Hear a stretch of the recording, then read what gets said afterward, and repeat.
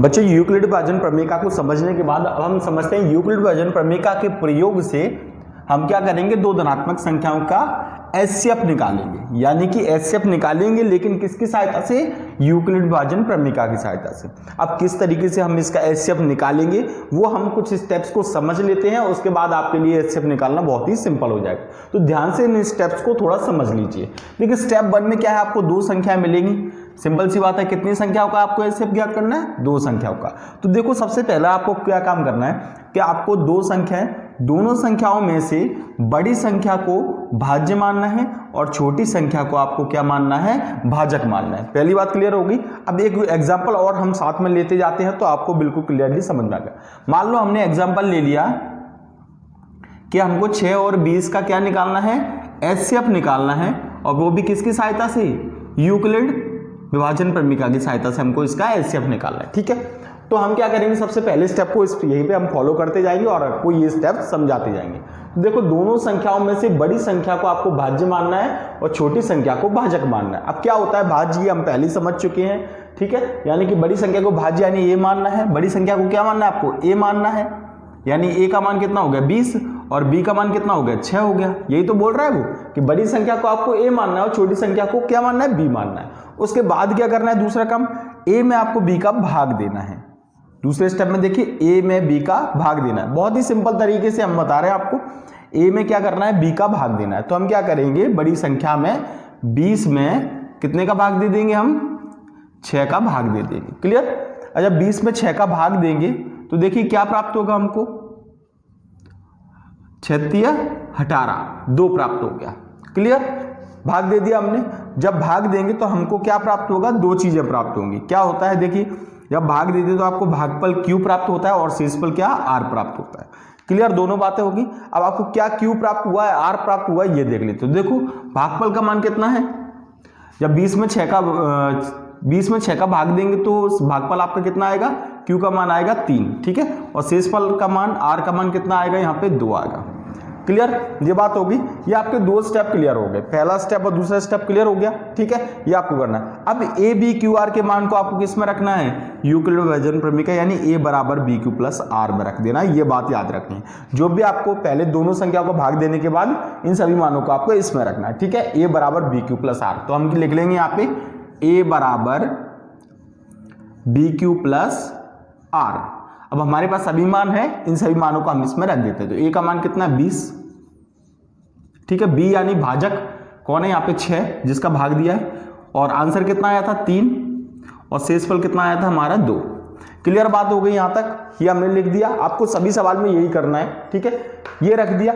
अब आपको क्या करना है, देखो स्टेप 3 भी क्लियर हो गया, पहला स्टेप क्लियर हो गया, दूसरा स्टेप हो गया और तीसरा क्लियर। हमने क्या कर दिया, मार रख दिया। अब क्या करेंगे, देखिए अब आपको क्या करना है, स्टेप 4 फॉलो करना है। स्टेप 4 मोस्ट इंपोर्टेंट है, यहीं पे जो भी बात है वो समझने वाली बात है वो स्टेप 4 की है। ठीक है, तो आपको स्टेप 4 को समझना है। स्टेप 4 में क्या है, देखिए बच्चों आपको शेषफल पे ध्यान देना है। पूरी तरीके से किस पे ध्यान देना है, शेषफल पे ध्यान देना। अब शेषफल पे क्या ध्यान देना है, आपको शेषफल का मान देखना है कि वो शून्य है या फिर नहीं है। बस इतनी सी बात आपको ध्यान रखनी है। क्या बात ध्यान रखनी है, भाग देने के बाद ये सब कुछ लिख दिया, उसके बाद आपको ध्यान रखना है कि शेषफल शून्य है या नहीं है। तो देखो अगर हम देखेंगे शून्य है, यानी अगर शून्य होगा तो दिख जाएगा, नहीं होगा तो नहीं है। ठीक है, तो यहां पे क्या करेंगे, देखेंगे हम शून्य है या नहीं। तो देखिए इसका शेषफल शून्य है, यहां पे देखिए शेषफल का मान क्या है 2 है, शून्य है नहीं है। तो देखो अगर शेषफल शून्य होगा, यहां पे क्या लिखा है, यदि आर का मान 0 होगा, आर का मान क्या होगा 0, तो उस समय का जो भाजक होगा वो आपको क्या होगा, एचसीएफ होगा। सिंपल सी बात मैं आपको ये बता रहा हूं। आपको लास्ट जो फॉर्मेट में जो आंसर लेके आना है वो क्या लेके आना है, आपको आर का मान 0 लेके आना है। ठीक है, लेकिन यहाँ पे तो आर का मान 0 है नहीं, तो जब आर का मान 0 नहीं है तो आप दूसरे स्टेप को फॉलो करोगे, ये वाला स्टेप। इसमें क्या लिखा है, यदि आर का मान 0 नहीं है, यदि आर का मान नॉट इक्वल टू 0 है, नॉट इक्वल टू 0 का मतलब क्या है, 0 नहीं है और कोई नंबर है। ठीक है, तब भाजक जो है, भाजक बी को भाज्य बनाओ, भाजक को क्या बनाओ, भाज्य बनाओ। यानी कि जब आर का मान क्या नहीं होगा, 0 नहीं होगा, तो आपको क्या करना है, इस नंबर को आपको हटा देना। इस तरीके से काटना नहीं है, इस नंबर को आपको गायब कर देना। तो अब इस नंबर की जगह कौन आएगा, तो इस नंबर की जगह आएगा आपका ये वाला नंबर, आपका भाज्य। कौन, जो पहले भाजक था वो भाज्य बन जाएगा। तो यहाँ पे 6 आ जाएगा। तो इस जगह पे कौन आएगा, भाजक कौन बनेगा, तो देखिए यहाँ पे भाजक जो होगा शेषफल है वो आपका क्या बन जाएगा, b बन जाएगा, यानी भाजक बन जाएगा। यानी इस नंबर को यहाँ शिफ्ट करो, यानी कि जब शेषफल 0 नहीं होगा तो इस नंबर को यहाँ शिफ्ट करना और इस नंबर को यहाँ शिफ्ट करना है। क्लियर?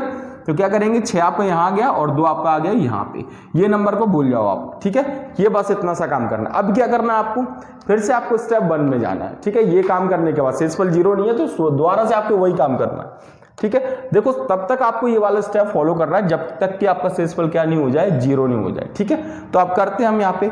अब क्या करेंगे, 2 का 6 में किसका भाग देंगे, 2 का भाग देंगे। तो 6 में 2 का भाग दे देते हैं, 2 तिया 6, शेषफल कितना आ गया, 0 आ गया। यानी काम बिल्कुल क्लियर हो चुका है। तो देखिए अब हमको फिर से इसमें लिखना है, 2 में आपका ये आपका भाजक होता है, भाजक के गुणा में क्या होता है, q होता है। q का मान कितना है यहाँ पे 3, तो 3 और शेषफल क्या हो गया, 0।